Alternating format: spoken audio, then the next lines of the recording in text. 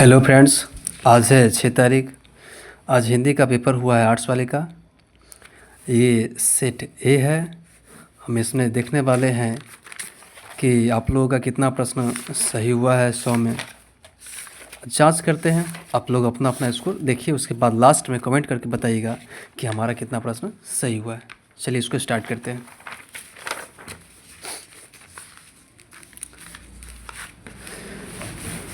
प्रश्न संख्या 1 बोल रहा है, सिपाही की माँ निम्नलिखित में से कौन है? तो सिपाही की माँ कौन थी? बिस्नी थी। तो ए का आंसर क्या हो जाएगा आपका? ए हो जाएगा। ठीक है, एक का आंसर। प्रश्न संख्या 2 क्या बोल रहा है, गंडक नदी का जल सदियों से कैसा रहा है? तो गंडक नदी का जल सदियों से कैसा रहा है जी? चंचल रहा है। तो 2 का आंसर क्या होगा? ए होगा। ठीक है, चलिए तीसरा प्रश्न पढ़ाते हैं। तीसरा प्रश्न क्या बोल रहा है, नारी और नर एक ही प्रकार की नारी और नर एक ही द्रव्य की ढली 2 प्रतिमाएँ हैं।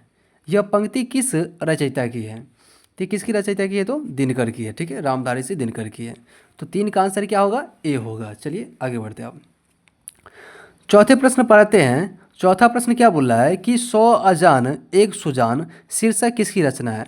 तो 100 अजान एक सुजान ये आपकी किसकी रचना है?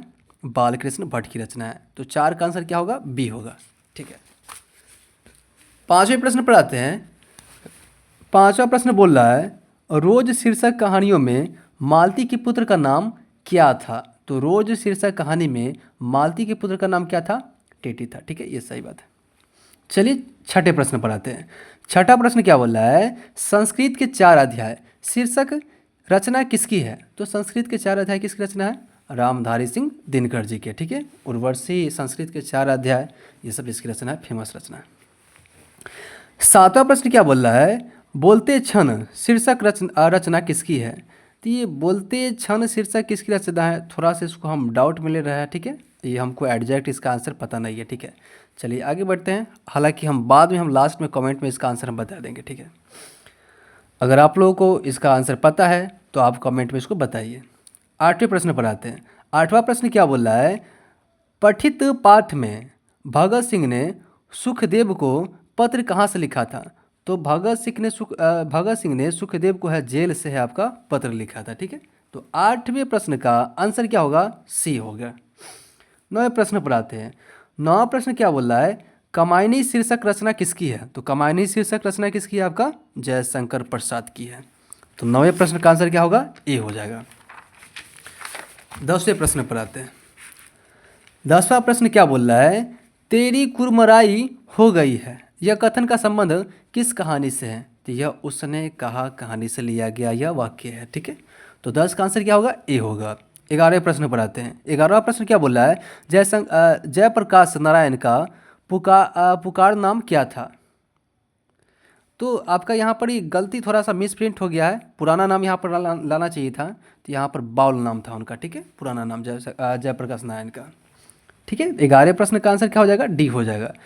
12वें प्रश्न पर आते हैं। 12वां प्रश्न क्या बोल रहा है, कामनी तो अपने साथ यामिनी की शांति लाती है, किस पाठ की पंक्ति है? तो ये अर्धनारीश्वर की पंक्ति है। ठीक है, तो 12वें प्रश्न का आंसर क्या होगा? ए हो जाएगा। चलिए आगे बढ़ते 13वें प्रश्न पर।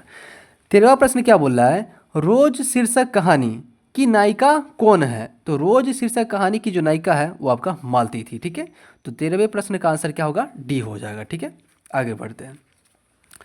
14वें प्रश्न पर आते हैं। 14वां प्रश्न क्या बोल रहा है, केवल कष्ट सहकर ही देश की सेवा की जा सकती है, यह किस पाठ की उक्ति है? तो यह है एक लेख और एक पत्र में, मतलब यह बात कहा गया है। ठीक है, भगत सिंह के द्वारा लिखा गया था सुखदेव को, जेल से यह एक लेटर लिखा गया था। ठीक है, तो 14वें प्रश्न का आंसर क्या हो जाएगा? ए हो जाएगा। 15वें प्रश्न पर आते हैं। गंडक नदी की चर्चा किस शीर्षक पाठ में है? तो यह ओ सदा नीरा में इसका चर्चा किया गया है। तो 15वें प्रश्न का आंसर क्या होगा? ए हो जाएगा। चलिए अब 16वें प्रश्न पर आते हैं। लपटन साहब किस कहानी का पात्र है? तो लपटन साहब किस कहानी का पात्र है? उसने कहा का पात्र था। ठीक है, तो 16 का आंसर क्या हो जाएगा? ए हो जाएगा। ठीक है, आगे बढ़ते हैं 17वें प्रश्न पर। प्रिंस क्रोप्टकिन किस विषय के विद्वान थे? तो ये थोड़ा सा हमको डाउट है, किस मतलब विषय के विद्वान थे? अगर आपको पता है तो आप कमेंट में बताइए, ठीक है। हालांकि हम इसको लास्ट में हम कमेंट में हम मेंशन कर देंगे थोड़ी देर के बाद, ठीक है। 18वां प्रश्न क्या बोल रहा है? मानव किस नाटक का पात्र मानव किस नाटक का पात्र है? तो मानव किस नाटक का पात्र था भाई? सिपाही की माँ में क्या था, ठीक है। तो 18वें प्रश्न का आंसर क्या हो जाएगा? ए हो जाएगा। अब 19वें प्रश्न पर आते हैं। 19वां प्रश्न क्या बोल रहा है? पंडित राम अवतार किस रचना का पात्र है? तो पंडित राम अवतार किस रचना के पात्र है? तो 23 के पाठ है। तो 19वें प्रश्न का आंसर क्या हो जाएगा? ए हो जाएगा। चलिए 20वें प्रश्न पर आते हैं। 20वां प्रश्न क्या बोल रहा है कि पंच परमेश्वर की चर्चा किस शीर्षक कविता में हुई है? तो पंच परमेश्वर की चर्चा है गांव के घर में हुआ है। जब इसमें मतलब ये ज्ञानेंद्र पति है, मतलब ये बात करते हैं कि पंच परमेश्वर है, अब गांव में ख़त्म ही हो गया है ऐसा लग रहा है। पहले के ज़माने में जब किसी प्रकार का विवाद होता था तो पंच परमेश्वर से है उस मामले को सुलटाया जाता था। लेकिन अभी का जो आधुनिक समय है इसमें पंच परमेश्वर ख़त्म हो गया है। थोड़े छोटे मोटे विवाद हो जाता है तो उसके पश्चात है उस मामले को है आपका जेल में ले जाया जाता है, थाना में ले जाया जाता है, उसके बाद डिस्ट्रिक्ट कोर्ट में ले जाया जाता है, ठीक है। तो पंच परमेश्वर की चर्चा किस कविता में हुआ है? तो गांव के घर में हुआ है, ठीक है। चलिए आगे बढ़ते हैं। 21वां प्रश्न क्या बोल रहा है? भीतिहरवा नामक स्थान का वर्णन किस शीर्षक पाठ में है? तो भीतिहरवा का नाम है ओ सदनीरा में लिया गया है, ठीक है। तो 21वें प्रश्न का आंसर क्या हो जाएगा? ए हो जाएगा। 22वें प्रश्न पर आते हैं। तिरिक्ष शीर्षक पाठ में लेखक के पिताजी किस ग्राम के प्रधान थे? तो लेखक के पिताजी है किस ग्राम के प्रधान थे? ये मेरे हिसाब से है इसका आंसर बी होना चाहिए, ठीक है। चलिए आगे बढ़ते हैं। 23वें प्रश्न पर आते हैं। 23वां प्रश्न क्या बोल रहा है? भूषण का जन्म कहाँ हुआ था? तो भूषण का जन्म तिकवापुर में हुआ था, ये यूपी के क्षेत्र में आता है, ठीक है। ये इसका आंसर होगा, ए हो जाएगा, ठीक है 23 का। 24वें प्रश्न पर आते हैं। 24वां प्रश्न क्या बोला है? जयशंकर प्रसाद का जन्म कहाँ हुआ था? तो जयशंकर प्रसाद का जन्म आपका वाराणसी यूपी में हुआ था। तो 24 का आंसर क्या हो जाएगा? ए हो जाएगा। 25वें प्रश्न पर आते हैं। 25वां प्रश्न क्या बोल रहा है? सुभद्रा कुमारी चौहान रचित पुत्र वियोग कैसी रचना है? तो यह एक शोक गीत है। जब उनका पुत्र है मृत हो जाता है तो उनकी याद में शोक गीत लिखी थी ये सुभद्रा कुमारी चौहान, ठीक है। तो 25 का आंसर क्या होगा? सी होगा। 26 पर आते हैं। 26वां प्रश्न क्या बोला है? सिपाही की माँ शीर्षक पाठ में दीनू कौन था? तो यह एक कुम्हार था, ठीक है। 26 का आंसर बी सही है, ठीक है। 27वें प्रश्न पर आते हैं। 27वां प्रश्न क्या बोल रहा है? ज्ञानेंद्र पति का जन्म कहाँ हुआ था? तो ज्ञानेंद्र पति का जन्म झारखंड में हुआ था, ठीक है। 27 का आंसर ए हो जाएगा। चंद्रधर शर्मा गुलेरी के पिता का नाम क्या था? तो चंद्रधर शर्मा गुलेरी के पिता का नाम पंडित शिवराम अवतार शर्मा था, ठीक है। यह इसका आंसर है 28 का ए। 29वें प्रश्न पर आते हैं। 29वां प्रश्न क्या बोल रहा है? जयप्रकाश नारायण के माता पिता का नाम क्या था? तो जयप्रकाश नारायण के माता पिता का नाम फुलरानी एवं हर्षु दयाल था, यानी 29 का आंसर क्या हो जाएगा? ए हो जाएगा आपका। 30वें प्रश्न पर आते हैं।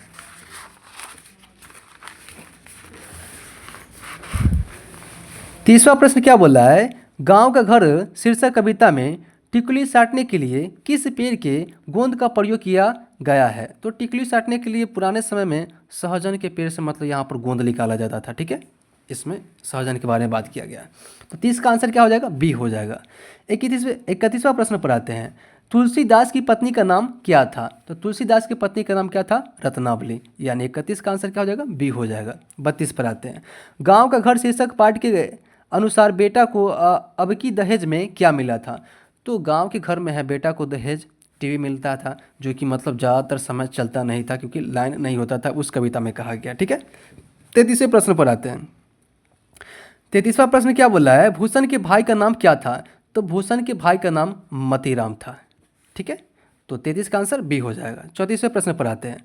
देखिए इसमें कौन जयशंकर प्रसाद की प्रसाद रचित उपन्यास नहीं है? तो जयशंकर प्रसाद के द्वारा रचा गया उपन्यास क्या नहीं है? तो तितली है, इरावती है, कंकाल है, ये आपका नहीं है। जन्म जय का नाग यज्ञ, ठीक है, यह हो जाएगा। 34 का आंसर ए हो जाएगा। 35वें प्रश्न पर आते हैं। 35वां प्रश्न क्या बोल रहा है? अशोक वाजपेयी को लिखित में कौन पुरस्कार प्राप्त है? तो अशोक वाजपेयी को यहाँ पर साहित्य अकादमी पुरस्कार यह मिला हुआ है भाई, ठीक है। दयावती मोदी कवि शेखर सम्मान, ठीक है, यह भी मिला हुआ है। ऑफिसर अब द ऑर्डर ऑफ क्रॉस, यह भी मिला हुआ है, मतलब इनमें सभी हो जाएगा। ठीक है, तो 35 का आंसर डी होगा। 36वें प्रश्न पर आते हैं। 36वां प्रश्न क्या बोल रहा है, ज्ञानेंद्रपति का जन्म किस वर्ष हुआ था? तो ज्ञानेंद्रपति का जन्म 1950 में हुआ था। ठीक है, इसका डी आंसर हो जाएगा। 37 पर आते हैं।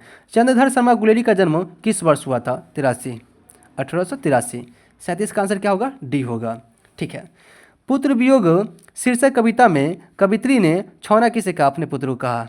ठीक है, जब ये कहती है कि मतलब दुनिया सब है, मतलब वो खुश मिजाज है, हंस रही है, पूरा दुनिया हंस रहा है, फिर भी मेरा खोया हुआ खिलौना अभी तक मेरे पास नहीं आया, उसमें ये छौना कहे हुए अपने पुत्र को। ठीक है, 39वें प्रश्न पर आते हैं। 39वां प्रश्न क्या बोला है, भगत सिंह का जन्म किस वर्ष हुआ था? तो भगत सिंह का जन्म 1907 में हुआ था।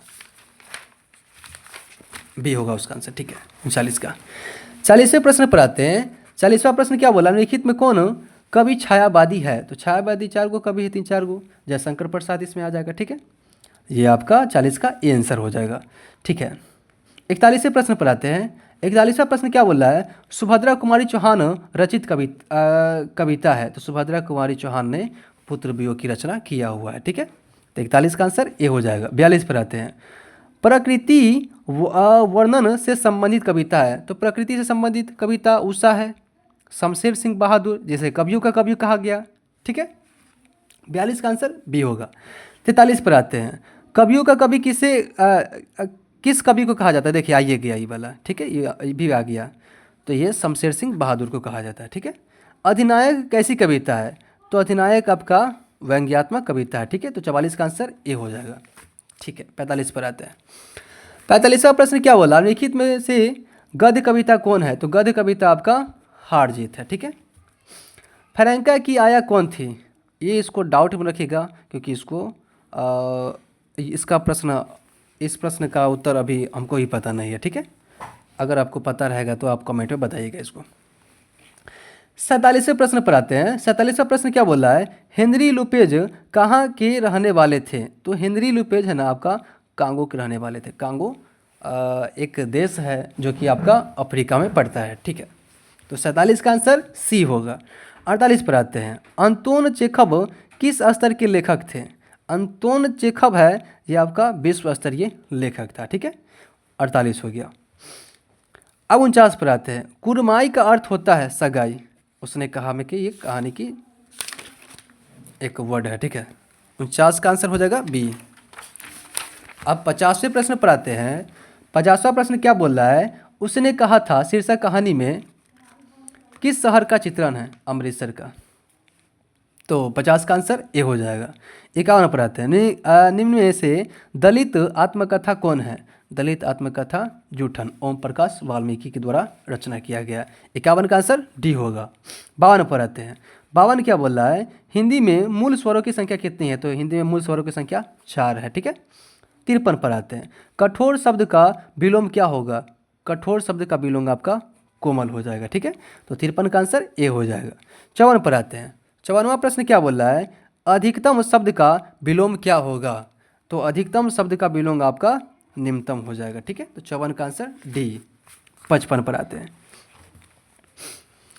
वह वर्ण का उच्चारण स्थान क्या है? दंतोष्ठ। ठीक है, जड़ शब्द का विलोम क्या होगा? चेतन हो जाएगा, मतलब 56 का आंसर ए होगा। ठीक है, 57 पर आते हैं।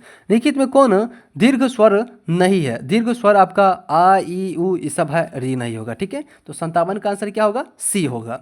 वीरता शब्द में प्रत्यय क्या है? वीरता। देखिए यहाँ पर ता को हम यहाँ पर अगर छांट लेते हैं तो वीर शब्द। अब वीर शब्द का क्या होता है? बलवान। इसका अर्थ निकल रहा है क्या होता है कि कुछ शब्द को छांट करके हम यहाँ पर उपसर्ग प्रत्यय को मतलब यहाँ पर हम निकालते हैं। ठीक है, तो ता निकालते थे यहाँ पर वीर, इसका मतलब अर्थ निकल रहा है, तो ता क्या हो जाएगा? इसका प्रत्यय हो जाएगा। ठीक है, तो 58 का आंसर क्या होगा? बी हो जाएगा। ठीक है, 59 पर आते हैं। पढ़ाई शब्द में प्रत्यय क्या है? तो इसमें ई तो पहले से है, और उसके बाद पढ़ा को यहाँ पर देखेंगे तो मतलब अर्थ निकल रहा है। ठीक है, लेकिन फिर भी यहाँ पर ढाई को अगर हम यहाँ पर उच्चारित कर रहे हैं तो आई आ रहा है। ठीक है, तो आई यहाँ पर क्या हो जाता है? इसका आंसर हो जाता है। ठीक है, तो पढ़ाई शब्द में प्रत्यय क्या है? आई होगा। तो 59 का आंसर क्या होगा? सी होगा। अब आते हैं 60वें प्रश्न पर। 60वां प्रश्न क्या बोल रहा है, संसार शब्द का संधि विच्छेद क्या है? तो संसार शब्द का संधि विच्छेद आपका होगा समजोड़ कार। ठीक है, ये क्या है, ये अंकी बिंदु है। अब इसको हम तोड़ना चाहेंगे तो समजोड़ कार हो जाएगा। ठीक है, ये हो जाता है। अब 61वें प्रश्न पर आते हैं। 61वां प्रश्न क्या बोल रहा है, उद्योग शब्द का संधि विच्छेद क्या है। तो उद्योग शब्द का उत्तजोड़ योग हो जाएगा। ठीक है, तो 61 का आंसर बी हो जाएगा। सजन शब्द का संधि विच्छेद क्या होगा, तो सत जोड़ जन इसका होगा। ठीक है, तो 62 का आंसर बी होगा। 63 पर आते हैं। लिखित में कौन अनुनासिक वर्ण नहीं है, तो अनुनासिक वर्ण आपका यह नहीं है। ठीक है, तो आपका 63 का आंसर डी होगा। 64 पर आते हैं। हिंदी भाषा के मूल शब्द को क्या कहा जाता है, तत्सम। मूल शब्द तत्सम होता है, यानी तत्सम उस सभी शब्द को कहा जाता है जो डायरेक्ट संस्कृत का शब्द है और अभी हिंदी में प्रयोग किया जाता है, तत्सम। ठीक है, 65वें प्रश्न पर आते हैं। 65वां प्रश्न क्या बोल रहा है, लिखित में अशुद्ध शब्द कौन है। तो अशुद्ध शब्द यहाँ पर पिता है, पिता ऐसे होना चाहिए। ठीक है, इसका ये आंसर होगा डी 65 का। 66 पर आते हैं। जिसके 4 पद है के लिए एक शब्द प्रयोग होता है, चतुष्पद हो जाएगा। ठीक है, तो 66 का आंसर सी हो जाएगा। जिसे भय नहीं है के लिए एक शब्द होगा, क्या होगा, निर्भय होगा। जिसे भय नहीं वो निर्भीक होगा, निर्भय होगा। ठीक है, लिखित में कौन योग रूढ़ शब्द है, तो योग रूढ़ शब्द कौन है, इसमें मेघालय हो जाएगा। ठीक है, तो 68 का आंसर बी हो जाएगा। 69 पर आते हैं। जो बहुत बोलता है के लिए एक शब्द होता है, वह चाल, बक बक बोली रहता है। 70वें प्रश्न पर आते हैं। लिखित में कौन तद्भव शब्द है, तो तद्भव शब्द आपका हाथ है। ठीक है, 71 पर आते हैं। कपड़ा शब्द का पर्यायवाची क्या होगा, तो कपड़ा को हम वसन भी कहते हैं। ठीक है, वस्त्र भी कहते हैं। अब आगे बढ़ते 72वां प्रश्न पर। अमृत शब्द का पर्यायवाची क्या होगा, इसका सुधा होगा। ठीक है, 72 का आंसर ए होगा। चमक शब्द का विशेषण क्या है, चमकीला, 73 का बी होगा। 74 पर आते हैं। निम्नलिखित में शुद्ध शब्द कौन है, अग्रज। ठीक है, 75 पर आते हैं। लिखित में शुद्ध शब्द कौन है, तो विद्यार्थी इसमें होगा। विद्यार्थी को ऐसा नहीं लिखते हैं, परीक्षार्थी इसको ऐसा नहीं लिखते, विद्यालय ऐसा नहीं लिखते। ठीक है, विद्यार्थी ये होगा इसका आंसर, तो 75 का बी होगा। 76 पर आते हैं। अमरेश सुडौल शरीर का स्वामी है, इस वाक्य में गुणवाचक विशेषण है। इसमें थोड़ा सा हमको डाउट लग रहा है, फिर भी हम इसका आंसर है बी मार रहे हैं। ठीक है, इसका बी होना चाहिए। 77 पर आ रहे हैं। तवर्ग का उच्चारण स्थान क्या है, दंत। ठीक है, बहुत अच्छा है। 77 78 पर आ रहे हैं। यह कार्य मुझसे हो जाएगा, यह किस सर्वनाम का उदाहरण है, निजवाचक। ठीक है, 78 79 पर आते हैं। मिठास किस संज्ञा का उदाहरण है, भाववाचक। ठीक है, इसको मतलब हम महसूस कर सकते हैं। 80 पर आते हैं। किन संज्ञाओं का प्रयोग एक वचन में होता है, व्यक्तिवाचक। ठीक है, 80 का डी हो जाएगा। 81 पर आते हैं। प्रशांत विद्यालय गया होगा, यह वाक्य किस काल से संबंधित है, संदिग्ध भूत से है। ठीक है, 82 पर आते हैं। अनुज शब्द का स्त्रीलिंग शब्द क्या है, तो अनुज शब्द का स्त्रीलिंग हो जाएगा, अनुजा हो जाएगा। ठीक है, ईमान शब्द कौन लिंग है, ईमान शब्द कौन लिंग है, तो ये आपका पुल्लिंग है। ठीक है, तो ए आंसर हो जाएगा इसका। 84 पर आते हैं। किताब शब्द कौन संज्ञा है, जातिवाचक संज्ञा है, 84 का भी आंसर ए होगा। 85 पर आते हैं। 85 क्या बोल रहा है, संयोग्य शब्द का संधि विच्छेद क्या है, तो संयोग का होगा आपका समजोड़ योग होगा। 85 का ए हो जाएगा। दुर्गंध शब्द का संधि विच्छेद क्या है, दुर्जोड़ गंध हो जाएगा। ठीक है, दुर्गंध, यानी 86 का भी आंसर ए होगा। 87 पर आते हैं। दिगंबर शब्द का संधि विच्छेद क्या होगा, दिक जोड़ अंबर होना चाहिए इसका। ठीक है, यही होगा इसका आंसर, 87 का ए होगा। लिखित में कौन शुद्ध वाक्य है, तो शुद्ध वाक्य है। लिखित में कौन शुद्ध वाक्य है, हम अच्छी भाषण दिए थे, ये तो भाई गलत लग रहा है। माँ ने मुझे रांची बुलाई, ये भी गलत लग रहा है। सीता ने दही गिरा दिया, राम रोटी खाया, राम ने रोटी खाया, सीता ने दही गिरा दिया, राम रोटी खाया, इसका आंसर डी होना चाहिए। ठीक है, 88 का। चलिए अब आगे बढ़ते हैं। 89 पर आते हैं। जी चुराना मुहावरे का अर्थ क्या होता है, जी चुराने मुहावरे का अर्थ होगा आपका किसी काम से है भागना। ठीक है, इसका आंसर हो जाएगा सी, 89 का। 90 पर आते हैं। 90 क्या बोल रहा है, बच्चा सो रहा है। यह वाक्य किस क्रिया का उदाहरण है, अकर्मक। ठीक है, 91 पर आते हैं। 91 प्रश्न क्या बोल रहा है, घुटना टेकना मुहावरे का अर्थ क्या होता है, हार मान लेना। ठीक है, बी हो जाएगा इसका आंसर। 92 पर आते हैं, चू न करना मुहावरे का अर्थ होता है सह जाना। ठीक है, डी हो जाएगा इसका आंसर। 93 पर आते हैं, लिखित में कौन अंतस्थ वर्ण है। ठीक है, स हो जाएगा, प होता है, व होता है। ठीक है, उसके बाद ल होता है, र होता है, स नहीं होगा। ठीक है, 94 पर आते हैं, मैंने खाना खाया क्योंकि मुझे भूख लगी थी। यह किस वाक्य का उदाहरण है, मैंने खाना खाया, ये पूरा हो गया, क्योंकि मुझे भूख लगी थी, अब ये दूसरा लग रहा है, तो ये क्या है आपका मिश्रित वाक्य का उदाहरण है। ठीक है, तो 94 का आंसर क्या हो जाएगा, ए हो जाएगा। ठीक है, 95 पर आते हैं, निखित में कौन कर्मधारय समास का उदाहरण है। चिड़िया को मारना मतलब ये कर्म को निर्धारित कर रहा है, चिड़ी मार हो जाएगा इसका आंसर। ठीक है, तो आपका 95 का आंसर ए होना चाहिए। ठीक है, 96 पर आते हैं, माता दया करो किस कारक का उदाहरण है, तो ये आपका संबोधन, माता को मतलब ये संबोधित करे कि दया करो। ठीक है, 97 पर आते हैं, विधानसभा किस तत्पुरुष समास का उदाहरण है। देखिए विधानसभा को अगर तोड़ना चाहेंगे इसको हम, इस समास को, तो विधान का सभा होगा। ठीक है, तो ये आपका ये क्या है, विधान का सभा या विधान के सभा। ठीक है, संप्रदान के लिए होगा। ठीक है, ये आपका सी हो जाएगा आंसर। 98 पर आते हैं, दादा के बाल सफ़ेद है किस कारक का उदाहरण है, ये संबंध कारक का। ठीक है, तो ए आंसर हो जाएगा। 99 पर आते हैं, रमेश पढ़ता है किस कारक का उदाहरण है, एक कर्म का काम कर रहा है। ठीक है, तो इसका बी हो जाएगा। 100 पर आते हैं, अशोक वाजपेयी ने राज्य की सेवा के किस रूप में कार्य किए, प्रशासनिक सेवा आईएएस में मतलब वो काम किए थे। ठीक है, तो इसका आंसर हो जाएगा आपका ए हो जाएगा। तो आप लोग 100 में कितना मतलब यहाँ पर सही किए, किसका किसका 50 सही हुआ है वो कमेंट करके बताइए। अगर जितना स्कोर हुआ है तो आप कमेंट करिए, उसके बाद हम उसको हार्ट दे देंगे। ठीक है, चलिए।